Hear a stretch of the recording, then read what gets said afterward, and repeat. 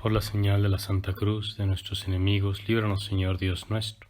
En el nombre del Padre, y del Hijo, y del Espíritu Santo. Amén. Señor mío y Dios mío, creo firmemente que estás aquí, que me ves, que me oyes. Te adoro con profunda reverencia. Te pido perdón de mis pecados y gracia para hacer con fruto este rato de oración. Madre mía Inmaculada, San José, mi Padre y Señor, Ángel de mi guarda, intercedan por mí. El Evangelio contiene también indicaciones prácticas y nos habla en esta ocasión el que se predica en la misa del perdón, el perdón al prójimo. Si mi hermano me ofende, si te ofende 7 veces, si 7 veces te vuelve a decir que se arrepiente, 7 veces le perdonarás. Y después de haber dicho estas palabras, los apóstoles exclamaron: aumentanos la fe. Porque sin duda el constante perdón es difícil. El perdón perfecto es muy difícil. Pero también es cierto que los demás nos perdonan a nosotros. Dice San José María Escrivá en uno de los puntos de su obra llamada Camino: si eres tan miserable, ¿cómo te extraña que los demás tengan miserias? Quizá uno de los primeros pensamientos que nos debe venir a la cabeza cuando nos impacientan los defectos ajenos, sus faltas, cuando pues quizá nos han ofendido voluntaria o involuntariamente, es que también a nosotros los demás nos tienen paciencia y nos perdonan. Y no una, sino muchas veces. Hay libritos que tienen grandes enseñanzas y son como joyas de la vida espiritual. Uno de ellos es La práctica de amor a Jesucristo de San Alfonso María de Ligorio. Es como un largo comentario al texto de la Escritura del apóstol San Pablo a los Romanos cuando va hablando de la caridad, que la caridad no es ambiciosa, que la caridad lo soporta todo. Y también se nos dice que la caridad no se irrita, que la caridad no se exaspera, que la caridad es, como decirlo así, perdonadora. La virtud de perdonar es hija de la mansedumbre.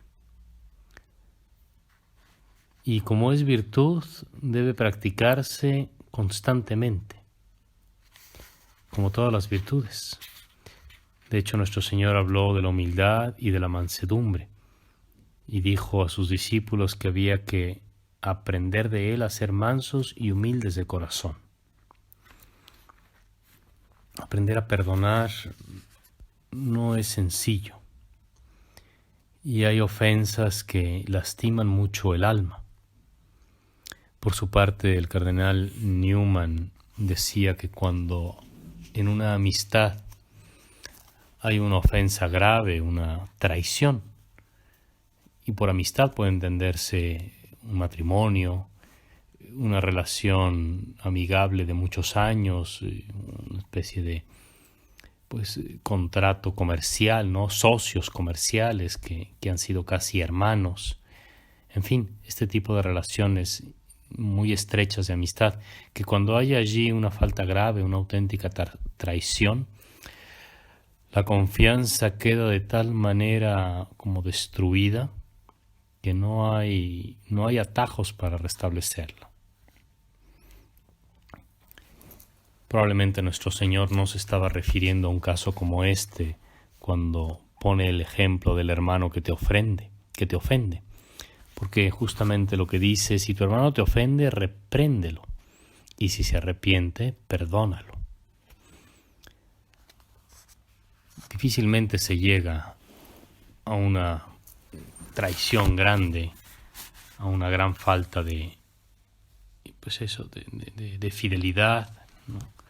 Si no es porque ha habido otras más pequeñas. Y aunque el Evangelio habitualmente nos lleva a concentrarnos en el tema del perdón, no se nos puede pasar por alto este inciso. Si tu hermano te ofende, y dice el inciso, repréndelo. Muchas veces por llevar la fiesta en paz, por no meternos en complicaciones, por no parecer mezquinos o minuciosos o maniáticos, dejamos pasar las ofensas.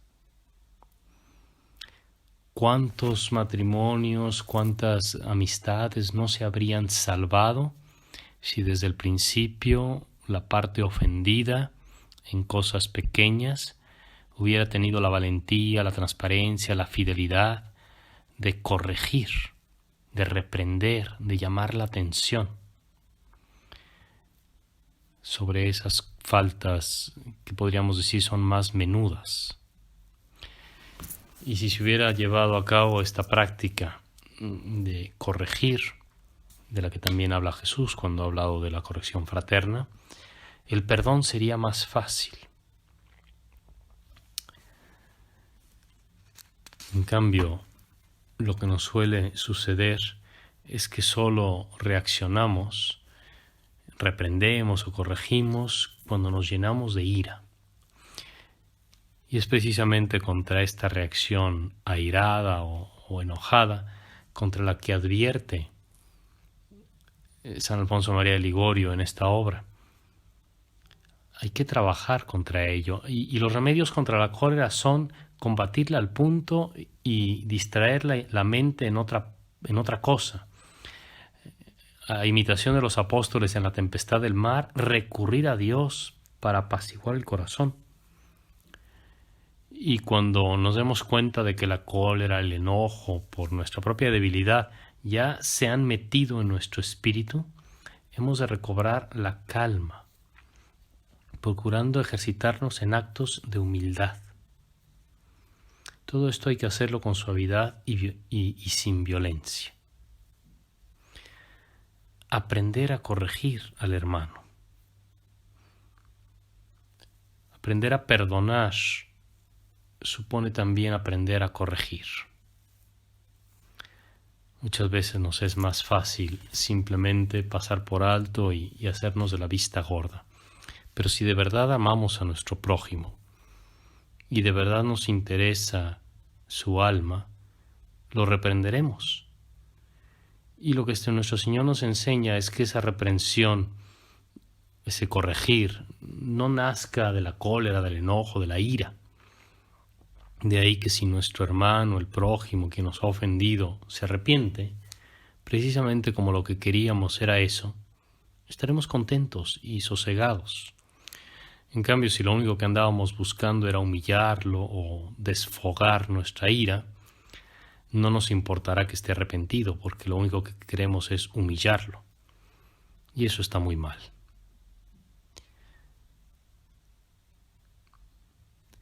Cada uno en la contradicción, dice San Alfonso María Ligorio, cada uno en la contradicción se siente con acciones o al menos con palabras, mas se engaña, porque después de desfogarse se hallará más turbado que antes. Efectivamente, en la contradicción uno cree que puede como librarse con acciones o con palabras de desfogue, pero en realidad solo nos estaremos turbando de más. El Espíritu Santo dice que el enojo reposa en el seno de los necios. El Espíritu Santo nos ha dicho que el enojo está en el corazón, en el interior de los necios, de los tontos. La cólera pone su sede en el corazón de los insensatos. Mientras que la caridad tiene su sede en el corazón del justo.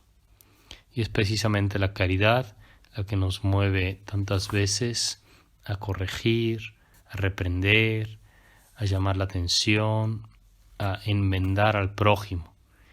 Y la misma caridad nos mueve a la alegría, al gozo cuando vemos que nuestro prójimo se arrepiente y desea cambiar.